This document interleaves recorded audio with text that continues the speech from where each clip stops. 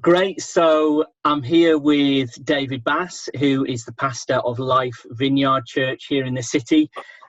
David, why don't you just kind of introduce yourself, tell us a little bit about yourself, the church? Cool. Well, I'm David. Some of you may know me, some of you won't. I'm married to Nicola, and we have two children, a teenager who's 15, who's very happy because she's not had to do her GCSE exams and thinks she's going to do all right, and an 11-year-old who's just full of energy. So that's us. That's our little family.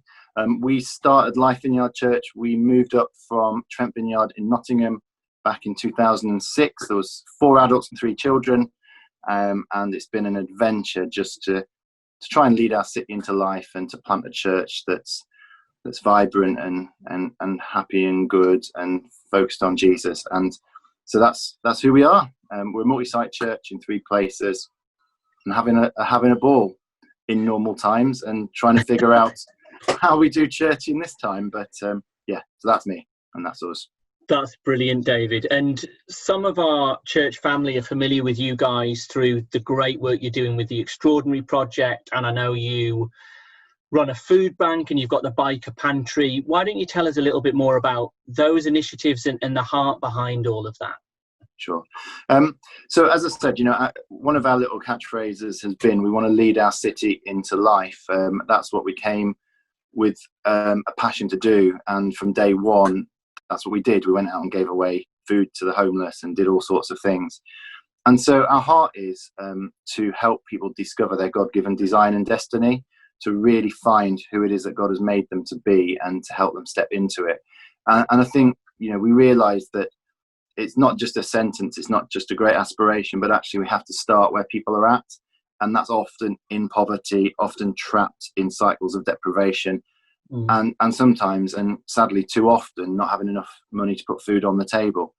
And so we've kind of started from a place of meeting that immediate need. So for a while we did a food bank, and then we moved to the pantry, which is more of a food cooperative that kind of seeks to help people reduce their food bill on an ongoing basis. And we're often engaging with a few hundred people a month in the biker war, particularly in that project. And then COVID-19 hit, and we were like, how do we respond to what is now an acute need, and will probably be an acute need for the next period of time. And so we set up a food bank. And so far, since in the last 12 weeks, I think we've given away something like 26 tons of food, something in that region, and about 2,000 food parcels.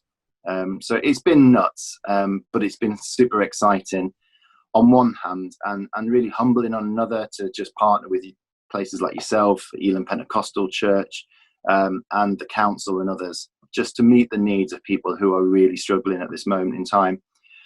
We've got great kind of aspirations, I suppose, to see it move beyond food. We're hopefully going to start some CV writing, job readiness, get some work placements going and stuff like that, just to help people and journey with people out of poverty and into the fullness of life that we desire for them, really. So in a nutshell, that's kind of what it is.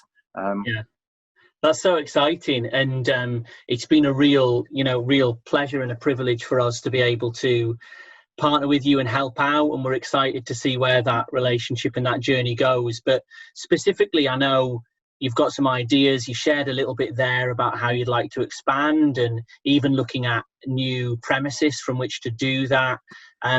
Why don't you just tell us a little bit about that journey, David? Yeah, so I mean, I think when we set off in 12 weeks ago, or however many weeks it is, it's all blurry now, to just help people with emergency food, we kind of didn't know what to expect. We thought it might be a few food parcels. And now it's become something that's a real significant part, I suppose, of the council's plan to support people in need. And so at the moment it's in our church hall in Wallsend, in our site over there. It can't stay there. We also want it to be more accessible to people. We want it to be a place where people can come if they need help. So we were like, well, where could we have it? And so we've been looking at places on Shields Road in Biker, and some places around Walker as well. And I suppose we want to create a space, as I said, where people know if they need help, they can come. And that there's a friendly face, there's a place where they can have a conversation, have a chat, we can pray with them. we can give them practical support where that's required and where that's appropriate. And yeah, it's more than just a church where they come and get a food parcel. It's a space that is a community space, really, where we can serve our city in a practical way. Oh, well, it's so exciting to hear all about it, David, and we will be praying for you and the church as you push these doors, and we look forward to partnering with you in the days to come. Brilliant. Well, thank you very much. It's been great chatting. Great. Thank you. Bye.